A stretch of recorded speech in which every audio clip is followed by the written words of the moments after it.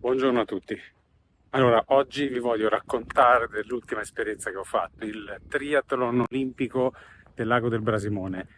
Che cos'è un triathlon olimpico per chi non lo sapesse? È una prova di 1500 metri di nuoto nel lago, appunto, poi ci sono 40 km in bici e poi ci sono 10 km di corsa finali.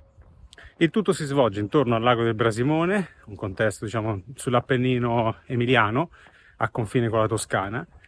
È un bel posto, sicuramente piacevole dal punto di vista del panorama. Come gara è una delle più toste d'Italia. Calcolate che nella frazione di bici ci sono 750 metri di dislivello concentrati in 15 km circa.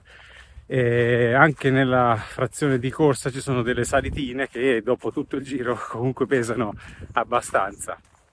Non ho alcun tipo di allenamento per una gara come questa, non ho fatto allenamenti in salita, non ho mai fatto nella mia vita un triathlon olimpico.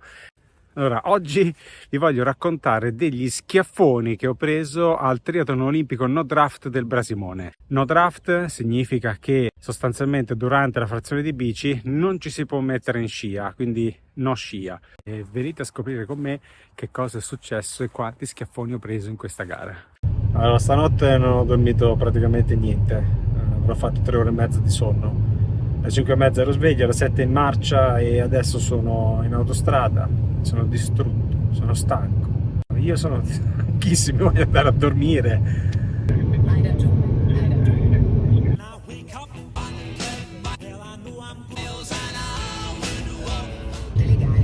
gare. Coda. E finalmente arriviamo al lago del Brasimone.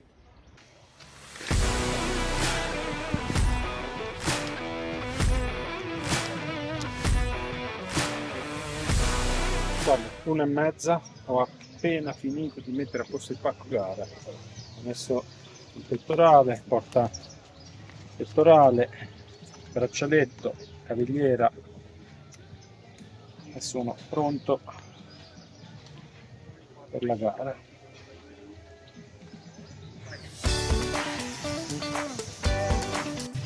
Maroni, quando vai in bici te lo metti dietro, quando corri te lo metti avanti sul marone.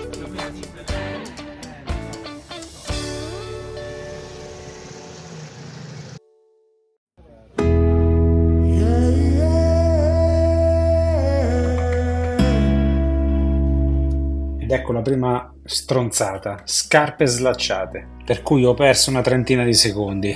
Dispositivi elettronici sono vietati durante la gara, quindi vi faccio vedere quello che posso prima di partire. Questo è il punto in cui si rientrerà in zona cambio dopo la frazione di nuoto.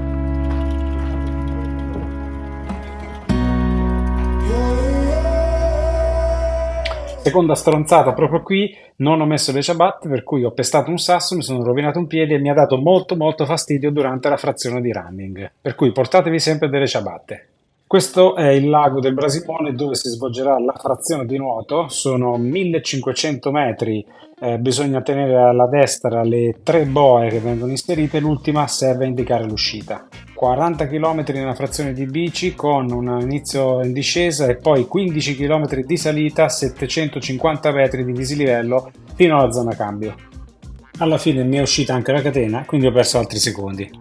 2 giri per la frazione di corsa dove ci sono delle belle salitine che spezzano le gambe. E dopo la fatica aspetta il famoso pasta party dove tutti gli atleti si ritrovano in tavolate a mangiare un po' di pasta, a bere una birra, un po' d'acqua, a rifocillarsi dopo le fatiche della gara. Allora, anche questa avventura è giunta a termine. Non era una gara assolutamente adatta a me. Frazione di nuoto, come al solito, scarsissimo, ma niente di straordinariamente scarso, diciamo esattamente quello che mi aspettavo, una mezz'oretta, 31 minuti circa. Poi la frazione di bici ho recuperato un po', ma c'era tanta salita, 750 metri di salita in 40 km, dove gli ultimi 15 sostanzialmente era quasi tutta salita. E siccome sono andato abbastanza bene, diciamo, l'ho pagata poi dopo nella frazione di running, dove erano un po' più di 10 km, ci ho messo un'oretta e qualcosa e lì ho gestito. Non dovevo fare assolutamente niente di strano, ma direi che tutto sommato l'esperienza è stata molto positiva perché mi ha distrutto, quindi sono felice così. Per la gara maschile c'erano 357 iscritti, 2 squalificati, 35 ritirati e 321 qualificati. Io sono alla posizione 250, come si può vedere dai tempi. Nella frazione di bici ho recuperato una quarantina di persone.